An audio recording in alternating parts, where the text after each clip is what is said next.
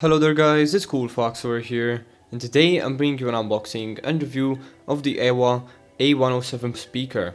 So starting off with the unboxing, on the top you have a picture of the speaker grill from the top itself.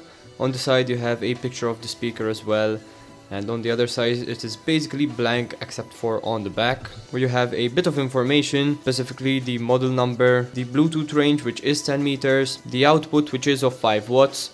But don't let that deter you away from the speaker because it actually gets pretty loud, and the battery size which is 800 milliamp hours. Opening up the box, you will find the speaker itself on the top, which we will put to the side for now, and underneath the piece of foam that the speaker was situated in, you will find a little divider which inside has a manual and then the charging cable in the bottom. So going through the manual, as you can see, it is very basic and all it does is tell you how to connect to it, and also the interface and the charging port, which is micro USB unfortunately and not USB-C, but you do need to keep in mind that this was released a while ago, so obviously it will not be updated to the latest connections. Then you also have dissatisfied or dissatisfied card, which basically states that if you are satisfied, they encourage you to tell your friends, obviously share the product, and if you are dissatisfied, they encourage you to send them an email with all the problems that you face. Now taking a look at the cable, as you can see it is quite a short cable, but nonetheless this is a normal micro USB. And now moving on to the speaker itself, as you can see